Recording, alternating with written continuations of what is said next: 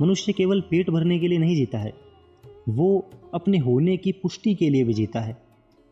हम सब किसी न किसी रूप में बंधे हुए हैं, कुछ नियमों के भीतर और कुछ अपनी और दूसरों की अपेक्षाओं के भीतर। क्योंकि मैंने महसूस किया है कि मनुष्य की सबसे बड़ी कैद हमेशा दिखाई नहीं देती है। कुछ कैदें ऐसी होती हैं जिनमें हम खुद चलकर प्रवेश करते हैं, फिर धीरे धीरे उन्हें जीवन का सामान्य हिस्सा मान लेते हैं। हमें महसूस ही नहीं होता कि वो कैद है। और शायद सबसे खतरनाक कैद वही होती है जिसे हम कैद समझना ही बंद कर देते हैं। मनुष्य का सबसे बड़ा भय उसकी असफलता नहीं है, सबसे बड़ा भय है अदृश्य हो जाना, भुला दिए जाना। और साधारण होना कोई छोटी बात नहीं है। एक ईमानदार जीवन जी लेना, ये भी अपने आप में बहुत बड़ी उपलब्धि है। हर एक दिन उठना, काम करना, निराशाओं के बावजूद भी प्रेम करना, दिल टूटने के बावजूद भी दिल को दिल बनाए रखना, कठिनाइयों के बावजूद भी मनुष्य बने रहना, ये सब सुनने में बहुत साधारण लगता है, लेकिन शायद इस जिंदगी में सबसे कठिन होता है सरल होना, साधारण होना। ये जो कमीज है ये सिर्फ एक कपड़ा नहीं है, ये एक ऐसी कमीज है जो पहले से बनी हुई है। नौकर को बस इसमें फिट होना है। और वैसे इस किताब का उद्देश्य इन सवालों के जवाब देना है ही नहीं। इसका उद्देश्य बस इतना है कि ये आपको बता सके कि समाज स्वाभाविक तौर पे ऐसा ही है, वो ऐसा ही बना है। जिंदगी में हमें समझौते करने पड़ेंगे, अलग अलग कमीज पहननी पड़ेगी, लेकिन हर समझौते के बाद ये पूछते रहना ज़रूरी है कि क्या अब भी बचा हुआ है और क्या हमने इस समझौते के दौरान खो दिया। फाइनली 2 महीने बाद, ऑलमोस्ट 3 महीने, मैंने नौकर की कमीज़ किताब पढ़ ली है अच्छे से, और अब मैं काइंड ऑफ तैयार हूँ उस किताब पर बहुत देर तक बात करने के लिए। तो आज की इस वीडियो में हम बात करने वाले हैं नौकर की कमीज़ किताब के बारे में। तो पहले हम थोड़ा कहानी को समझ लेते हैं, फिर मैं अपना एक्सपीरियंस शेयर करूँगा। और कहानी मैं इस तरीके से आपको बताऊँगा कि आपको कोई भी स्पॉइलर नहीं मिलेगा। आप स्पॉइलर फ्री रीडिंग कर सकते हैं अगर आपने अब तक किताब नहीं पढ़ी है। और जब मैं आपको थोड़ी सी कहानी का एक ब्रीफ दे दूंगा, उसके बाद जो मैंने महसूस किया है पढ़ने के बाद वो मैं बताऊंगा। हाँ, तो उपन्यास के नायक हैं संतू बाबू। वो एक छोटे से सरकारी दफ्तर में क्लर्क हैं। उनकी नौकरी मामूली है, वेतन थोड़ा कम है और जीवन सीमित साधनों से चलता है। वो अपनी पत्नी के साथ एक छोटे से किराए के मकान में रहता है। संतू बाबू जिस मकान में रहते हैं वहाँ सुविधाएं थोड़ी कम है।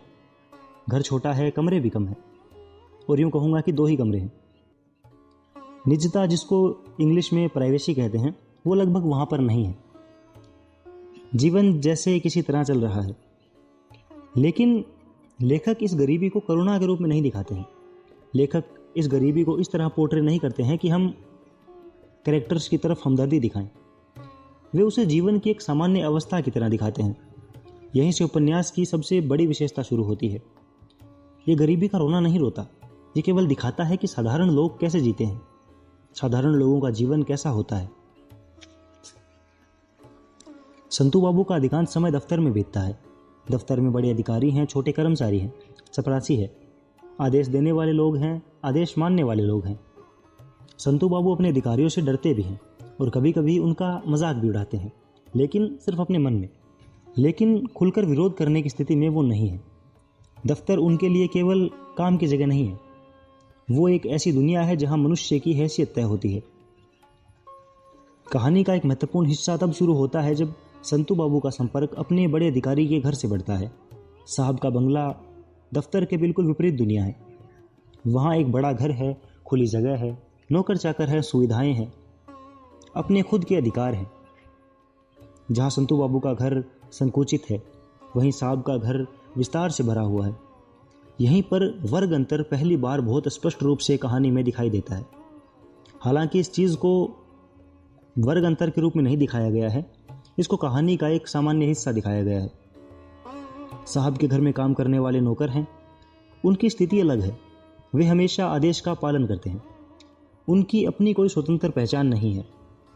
धीरे धीरे संतू बाबू ये महसूस करने लगते हैं कि नौकर और नौकरी के बीच अंतर उतना बड़ा नहीं है जितना वो समझते आए थे। दफ्तर में भी वो आदेश मानते हैं और नौकर भी आदेश मानते हैं। फर्क केवल पद और कपड़ों का है। उपन्यास में संतू बाबू की पत्नी बहुत महत्वपूर्ण पात्र है। उनके बीच प्रेम है, लेकिन ये प्रेम फिल्मी प्रेम जैसा नहीं है। ये रोजमर्रा के जीवन में मौजूद प्रेम है। कहानी में उनकी पत्नी का कोई नाम नहीं है, वो सिर्फ एक पत्नी है। वो घर संभालती है, वो संतू बाबू के संघर्ष में हर पल साथ है। दोनों मिलकर जीवन की कठिनाइयों को झेलते हैं। उनके रिश्ते में दिखावा नहीं है, एक सादगी है, और यही सादगी पाठक के दिल को छू जाती है। और मैं पाठक हूँ तो मैं कहूँगा कि मेरे दिल को छू गई। और वैसे संतू बाबू के सपने कुछ खास बड़े नहीं हैं। वो अमीर बनने का सपना नहीं देखते हैं, उन्हें किसी बड़ी सफलता की भूख भी नहीं है। वो बस एक सम्मानजनक जीवन चाहते हैं, थोड़ी सुविधा, थोड़ी स्वतंत्रता और थोड़ी शांति। लेकिन कभी कभी यही सब मिलना सबसे कठिन चीज़ बन जाती है। इस उपन्यास को पढ़ते हुए मुझे बार बार लगा कि हम मनुष्यों ने जीवन को समझने के लिए काफ़ी बड़े बड़े शब्द बना लिए हैं। सफलता, असफलता, सम्मान, प्रतिष्ठा, स्वतंत्रता। लेकिन इन शब्दों के पीछे वास्तविक जीवन जो होता है ना, वो बहुत सरल होता है। संतू बाबू इस कहानी में कोई ऐसे महान किरदार नहीं है। वो तो बस अपना जीवन जी रहे हैं, एक आम इंसान की तरह। लेकिन कभी कभी केवल जीना ही बहुत बड़ी बात होती है, क्योंकि अधिकांश लोग अपने जीवन में इतिहास नहीं बनाते हैं। वो बस अपने दिनों को पार करते हैं। सुबह उठते हैं, काम पर जाते हैं, लौटकर वापस आते हैं, खाना खाते हैं और सो जाते हैं, और फिर अगली सुबह यही सब चीज़ें वापस दोहराते हैं। इस उपन्यास को पढ़ने के बाद आजकल मैं बस ऑब्जर्व करने लगा हूँ, लोगों को देखने लगा हूँ।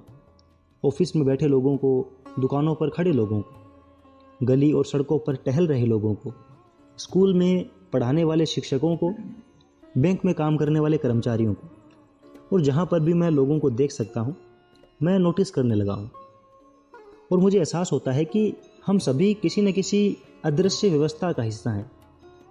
हम सब किसी न किसी रूप में बंधे हुए हैं, कुछ नियमों के भीतर और कुछ अपनी और दूसरों की अपेक्षाओं के भीतर। क्योंकि मैंने महसूस किया है कि मनुष्य की सबसे बड़ी कैद हमेशा दिखाई नहीं देती है। कुछ कैदें ऐसी होती हैं जिनमें हम खुद चलकर प्रवेश करते हैं, फिर धीरे धीरे उन्हें जीवन का सामान्य हिस्सा मान लेते हैं। हमें महसूस ही नहीं होता कि वो कैद है। और शायद सबसे खतरनाक कैद वही होती है जिसे हम कैद समझना ही बंद कर देते हैं। इस किताब को पढ़ते हुए मुझे बार बार लगा कि संतू बाबू केवल कोई व्यक्ति नहीं है, वो एक प्रतीक है।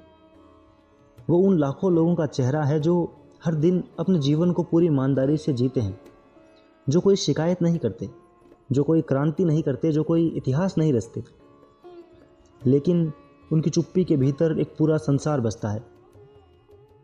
मुझे नहीं लगता कि ये उपन्यास नौकरी के बारे में है। मुझे नहीं लगता कि ये उपन्यास वर्ग भेद के बारे में है। मेरे लिए ये उपन्यास मनुष्य की गरिमा के बारे में है, उस छोटे से सम्मान के बारे में जिसकी आवश्यकता हर व्यक्ति को होती है। हाँ, रोटी से पहले नहीं, लेकिन रोटी के बाद अवश्य। क्योंकि मनुष्य केवल पेट भरने के लिए नहीं जीता है, वो अपने होने की पुष्टि के लिए भी जीता है। वो चाहता है कि दुनिया उसे, उसके काम को देखे, उसे पहचाने और उसे केवल उसकी उपयोगिता से ना आंके।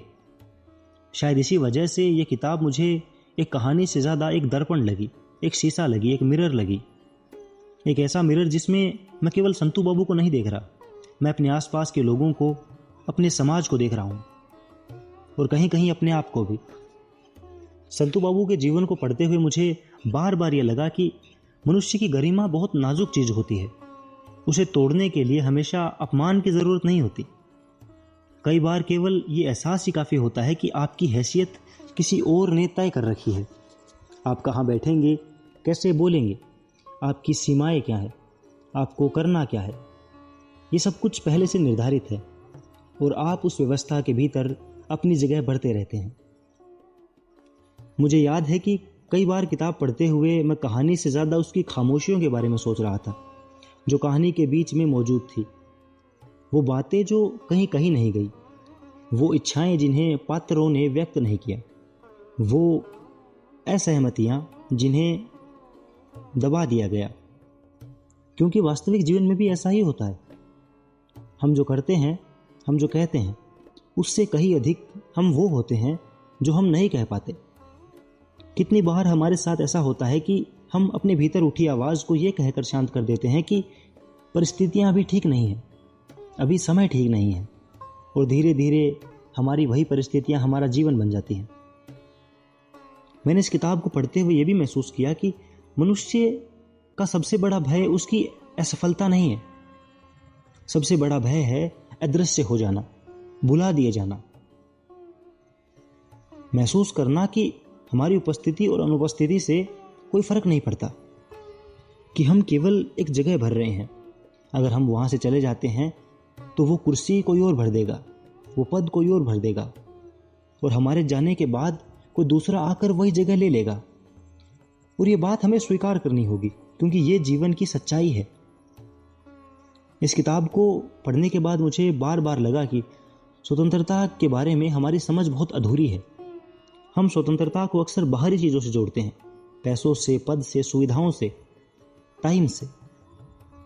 लेकिन क्या वास्तव में स्वतंत्रता वही है?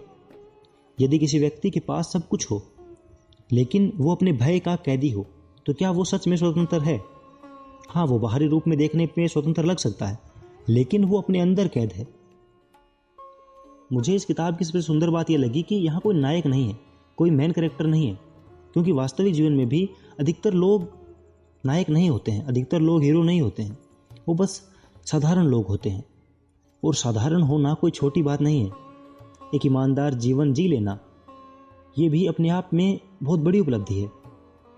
हर एक दिन उठना, काम करना, निराशाओं के बावजूद भी प्रेम करना, दिल टूटने के बावजूद भी दिल को दिल बनाए रखना, कठिनाइयों के बावजूद भी मनुष्य बने रहना, ये सब सुनने में बहुत साधारण लगता है, लेकिन शायद इस जिंदगी में सबसे कठिन होता है सरल होना, साधारण होना।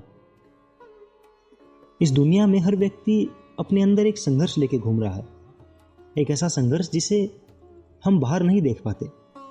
कोई सम्मान बचाने की कोशिश में है, कोई उम्मीद बचाने की, कोई प्रेम बचाने की, कोई अपने भीतर की मनुष्यता बचाने की।